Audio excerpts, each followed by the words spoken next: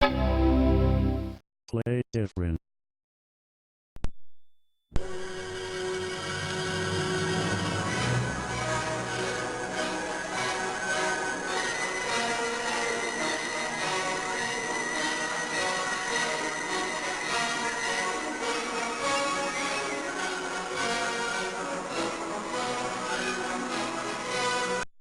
And that, fellow Mac addicts, is the very first example of digitized audio in a Macintosh game. It belongs to Airborne!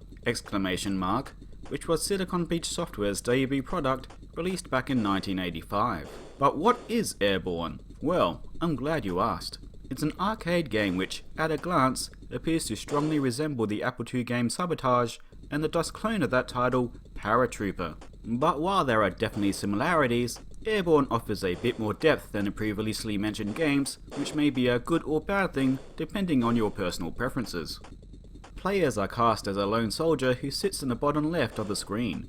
Aircraft fly in from the right, dropping in paratroopers, tanks, and missiles, the latter being the absolute gosh darn worst, but we'll get to that later. To defend themselves from threats in the air, players have a gun against air, or an anti-air gun if you will. The angle of the shot is changed by sliding the mouse left or right, which was still a novel control concept at the time, and clicking fires. Bullets are infinite, but as in Sabotage, each one costs 1 point, so you don't want to go spraying pixels all over the place if you're gunning, pun intended, for a high score. It's also possible to switch between guided and unguided shots, the former changing every bullet's trajectory with the movement of the mouse. I tend to stick with unguided, otherwise things can get disorientating fast. On the other hand, guided bullets can also help make the game much easier, especially when dealing with jets, an enemy I'll talk more about later.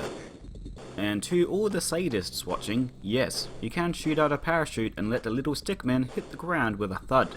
Also, you're a sicko. Anyway, there are also threats to worry about on the ground. A tank may parachute down and start rumbling towards the left, and if it misses the player with its first shot, it will definitely hit on the second attempt. Then there are the paratroopers themselves, who are harmless when only a small amount of them are on the ground, but if a big enough group forms, they'll plod on over towards the player. If any get close enough, they'll lob over a grenade, and it's boomtown for the player. So in order to deal with these problems, the player can press spacebar to switch over to the mortar weapon. It acts much like the anti-air gun, except there are no guided shots, as the bullets arc through the air. It's just a matter of sliding the mouse left or right until you find the right angle to take the enemies out. Other enemies include a chopper which will dump a bunch of troops on the far right of the screen, but the most troublesome foes are the jets. These enemies announce themselves before they emerge on screen with a big whoosh, and then they, well, jet across the screen at high speed and launch an even faster missile which never ever misses. Unless you're skilled enough to shoot it out of the sky, in which case a big bonus is awarded. I've had so many games ended by these jackasses. Whenever I'm having a good run, it's like they say, "Oh, nice score you have there. Would be a shame if someone blew you up," and drop a missile on me. It's at this point that I should mention that you only have a single life for the entire game. Now, the jets are infrequent, and it's possible to memorize where they will come from, as their spawns aren't randomized, so there is a chance to fight back. And as mentioned earlier, the guided bullets can really help. But boy howdy, it's a real buzzkill when a run is ended because your bullet missed a jet by 1 pixel. I could see this being a deal breaker for a lot of people, and I would not blame them, which is a shame because for the most part, Airborne is a quite clever and entertaining arcade game. Well, my wrist also started to get sore from all the mouse adjustments after long periods of play, but apart from these issues, it's a great little arcade game.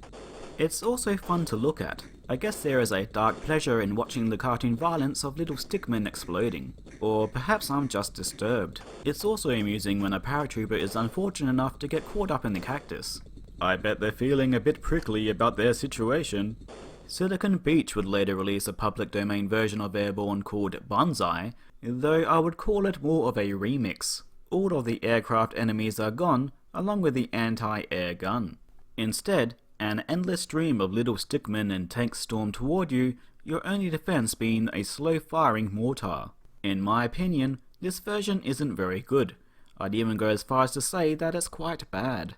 The gun is frustratingly slow to fire, and the game feels RNG heavy and ultimately unsatisfying. I suggest sticking with the original. Silicon Beach Software came about when Charlie Jackson realized there was money to be made with the recently released Macintosh. But although he may have had money and an idea, he couldn't code. So he hosted a San Diego Macintosh user group meeting, hoping to find people who could work for him.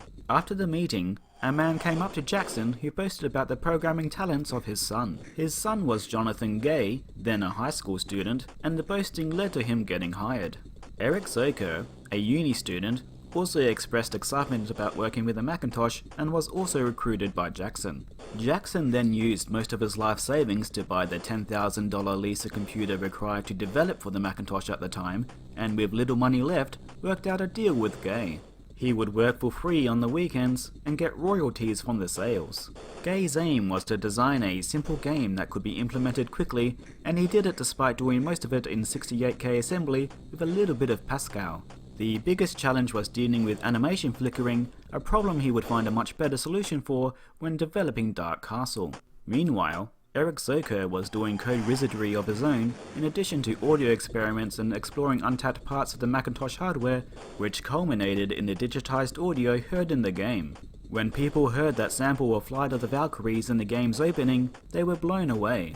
The team debuted the game at the 1985 Macworld Expo, despite barely being able to afford to attend. After making a huge splash, including getting attention from some of the Macintosh team themselves, who were very impressed by the audio, Jackson took out a third mortgage on his home to manufacture, distribute, and advertise the game. Luckily for everyone involved, it paid off and the game was a success, allowing the company to expand and branch out into different kinds of software. Oh, and if the name Jonathan Gay sounds familiar, it's because much later he would develop Macromedia Flash. And that is the story of Airborne, an arcade game that broke new technical ground on the Macintosh and helped bring a fledgling software studio into the limelight. But bigger things were still to come for them with the release of Dark Castle, but that is a story for another time.